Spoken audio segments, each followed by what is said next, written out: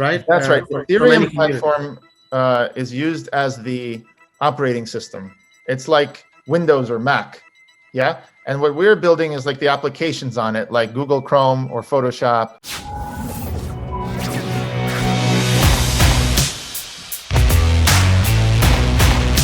There's been a revolution in gaming.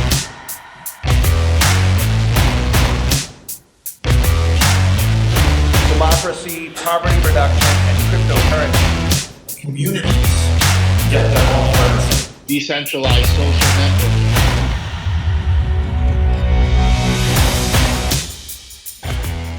Because we saw Bitcoin as not really solving the social problems. It solves one problem. Bitcoin solves one problem, storing value. And it does a great job.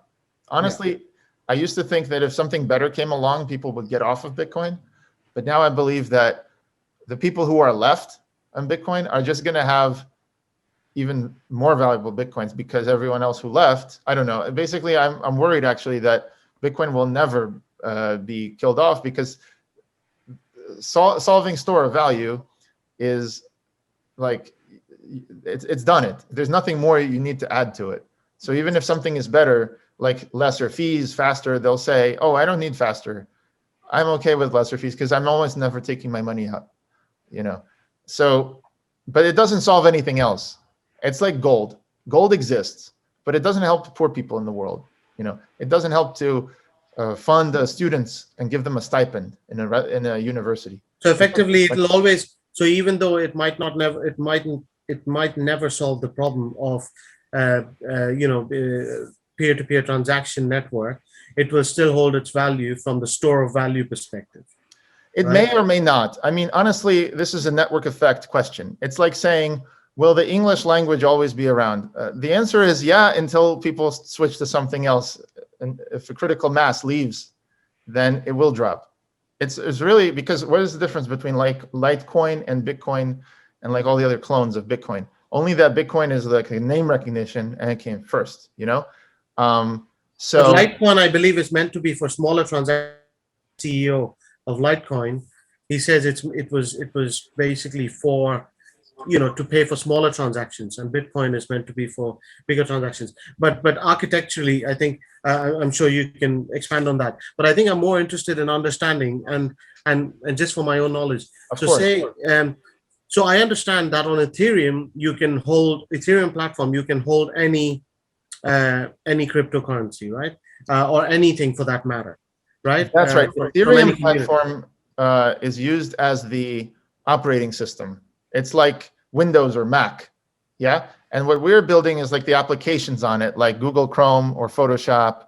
In other words, if you just got a Windows operating system with nothing on it, right, then essentially it would look something like this. It would look like, it would be very geeky. Literally, this is what people work with. Okay, smart contracts, source code. You can execute methods. I mean, are you going to expect a grandma or anyone really, to connect to Web3 and do all this stuff just in order to transact or to vote? Obviously not, right?